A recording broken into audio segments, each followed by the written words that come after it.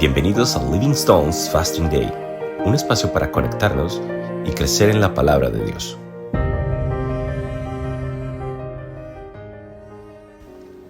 Buenas tardes, iglesia. El audio para el ayuno de hoy lo he titulado El pecado. En Génesis 3, el título en la Nueva Versión Internacional se le llama La caída del ser humano, en la Reina Valera, Desobediencia del hombre, y en la Nueva Traducción Viviente, El hombre y la mujer pecan. Vamos a leer Génesis 2, versículos 16 y 17, dice así la Escritura. Y le dio este mandato: puedes comer de todos los árboles del jardín, pero del árbol del conocimiento del bien y del mal no deberás comer. El día que comas, ciertamente morirás.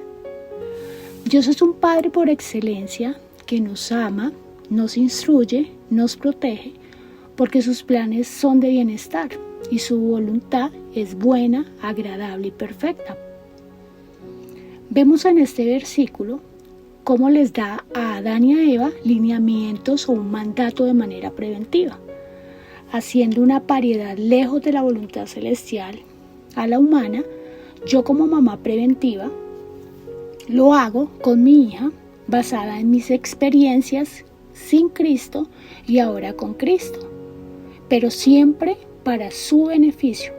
Ahora le instruyo para que cumpla con cuidado los mandatos, para que prospere en todo lo que haga.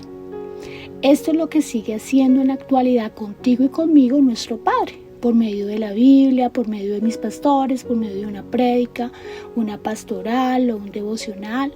Por eso nuestro Padre es enfático en decirnos que su palabra jamás cesará y que recibiremos bendición cuando la practicamos. Recordemos que el Señor les dice: el día que comas ciertamente morirás. Vemos un mandato para nuestro beneficio que al no ejecutarlo trae consecuencias. ¿Cuáles son esas consecuencias? Está definido como muerte o separación espiritual o eterna.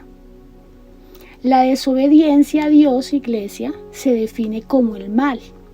Ese es el pecado, lo que contradice o se rehúsa a la persona y voluntad santa de Dios. Ya teniendo la definición del pecado, concluimos que todo verdadero creyente vive en una batalla tremenda entre el deseo de la carne no redimida y los deseos del nuevo hombre, la nueva naturaleza. Si vamos a enfrentar el pecado y si vamos a tener victoria sobre el pecado, debemos odiar el pecado. Parte de odiar el pecado es entender lo que el pecado nos hace. Vamos a ver 3 puntos interesantes. Primero, lo que el pecado le hizo a Jesucristo. Si vamos a 1 de Pedro 3:18, la palabra dice: porque Cristo murió por los pecadores una vez por todas, el justo por los injustos, a fin de llevarlos a ustedes a Dios. Él sufrió la muerte en su cuerpo, pero el Espíritu hizo que volviera a la vida.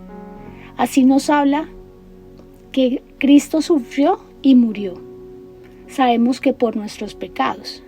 Segundo, lo que el pecado le ha hecho a los cristianos, a nosotros los hijos o a los creyentes. La segunda parte del versículo 1 dice que el pecado también nos mata y que la única manera de dejar de pecar es morir.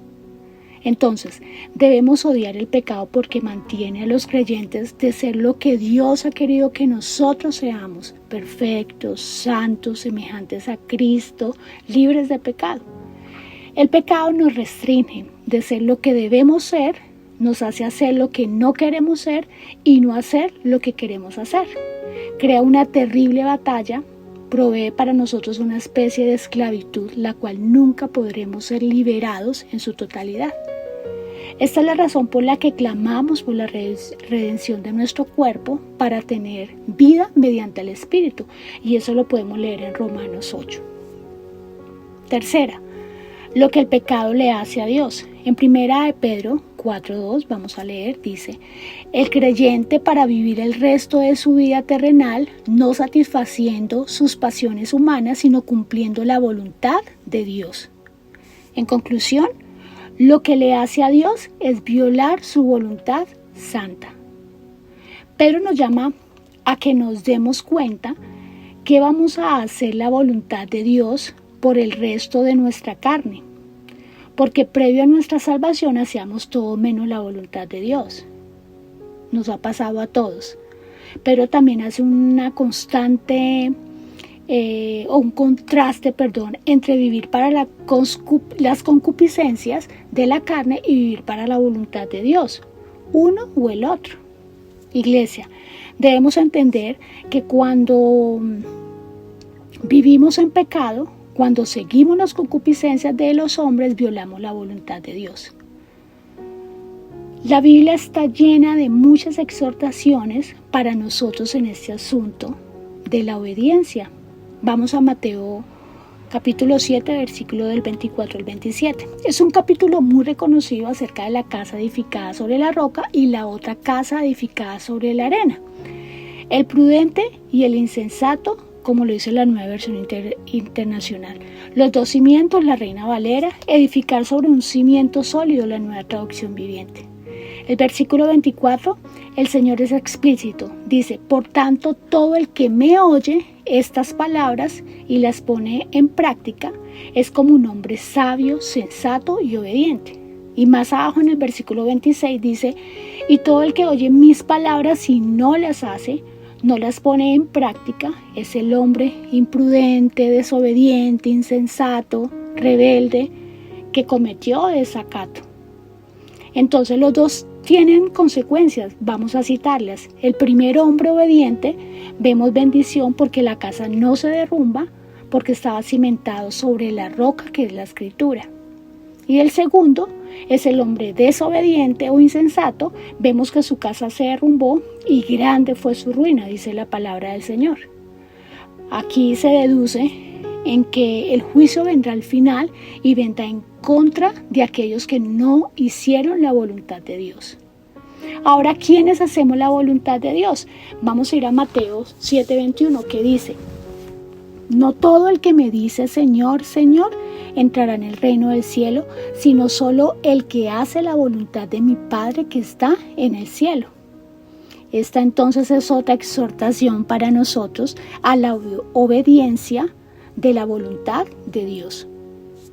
Otro ejemplo, cuando hablamos de la gran comisión en Mateo 28, a todos se nos recuerda el hecho de que Jesús dijo que debemos enseñarles a que hagan todo lo que os he mandado.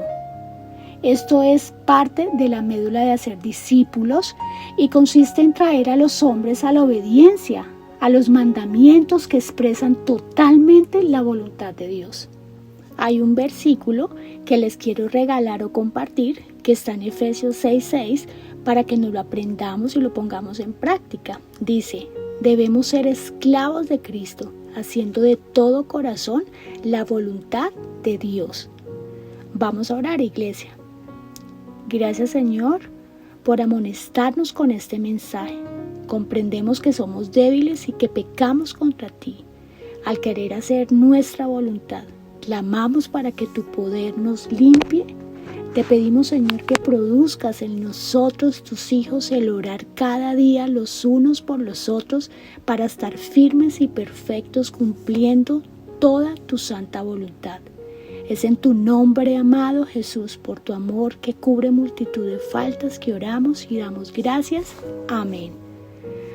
Buenas tardes, familia. Dios los bendiga. Este fue Fasting Day. Gracias por escucharnos. Dios los bendiga.